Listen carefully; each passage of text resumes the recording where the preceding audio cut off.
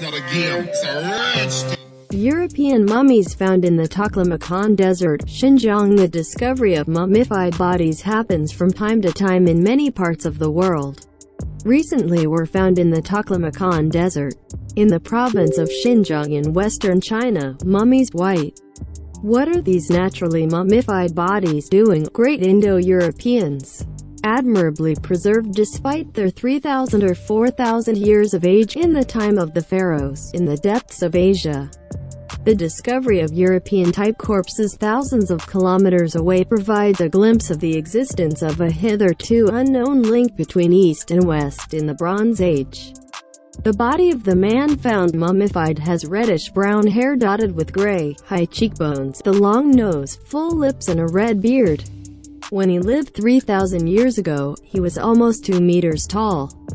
He was buried in a red double-breasted tunic and checkered breeches. Looks like a Bronze Age European.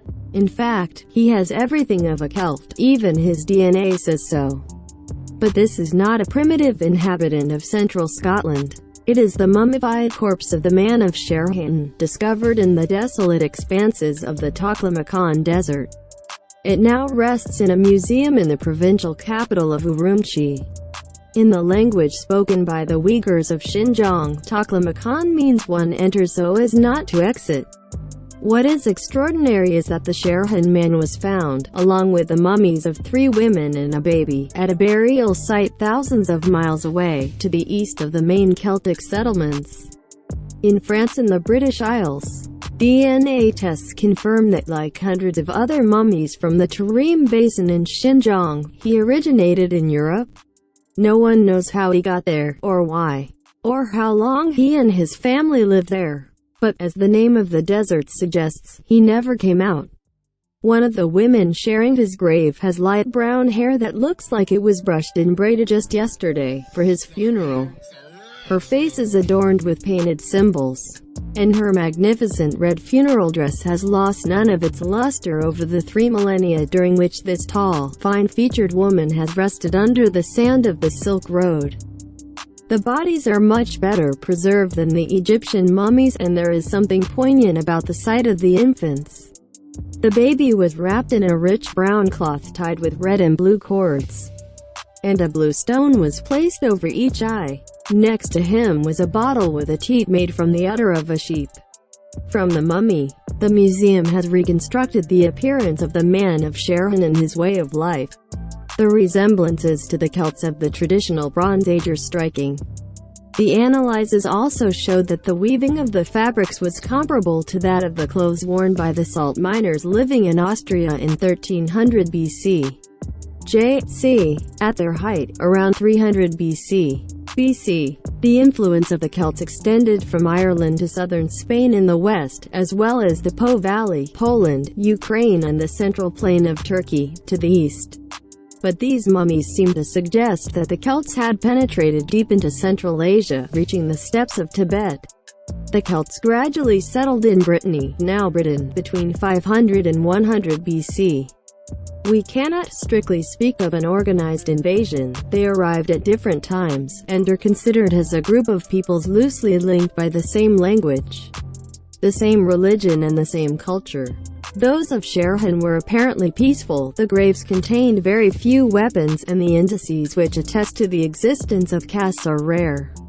At 4,000 years old, the Lulan beauty is even older than the Xinjiang finds. She has long blonde hair and is one of a series of mummies discovered near the town of Lulan.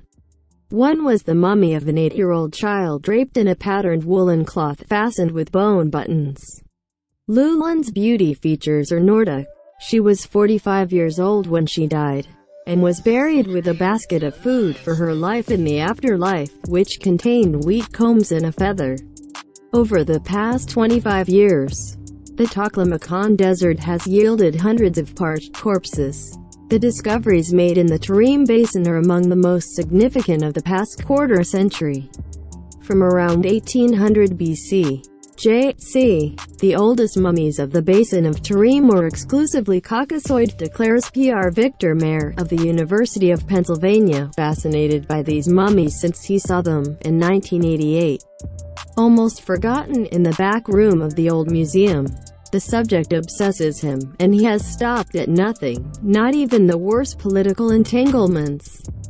To learn more and more about these remarkable people, he explains that immigrants from East Asia arrived in the eastern regions of the Tarim Basin roughly 3,000 years ago. In China, it is traditionally said that 2 centuries before the birth of Christ, Emperor Wu Di sent an emissary to the west in order to establish an alliance against the Huns. Then installed in Mongolia, the route that Zheng Qian, the ambassador, took through Asia later became the Silk Road. Centuries later, Marco Polo took the opposite route and the opening of China began. The very idea that white people could have settled in an area of China thousands of years before Wu Di's first contacts with the West and the voyages of Marco Polo has far-reaching political consequences. As for the fact that these Europeans would have lived in the rest of province of Xinjiang hundreds of years before the East Asians, it is an explosive hypothesis. Ji Xianlin, a Chinese historian, in his preface to archaeologist Wang Binhua's book The Ancient Graves of Xinjiang, translated by Mer, says that China supports and admires the research done by foreign specialists on mummies. However, in China itself, a small group of ethnic separatists have taken advantage of this opportunity to stir up trouble and are behaving like buffoons. Some present themselves as the descendants of these ancient whites and have no other goal than to divide the homeland. But these evil acts are doomed to fail. It is therefore not surprising that the government has been slow to report these important historical findings, fearing to stir up separatist currents in Xinjiang. The beauty of Lulin is thus claimed by the Uyghurs, who have made her their emblematic figure, celebrated in songs and portraits. Even if genetic tests now show that in reality it was European. In all, there are 400 mummies in various stages of drying out and decomposition. Added to this are thousands of skulls. Mummies have something to keep scientists busy for a long time. The discovery of mummified bodies happens from time to time in many parts of the world. Recently were found in the Taklamakan desert, in the province of Xinjiang in western China, mummies white.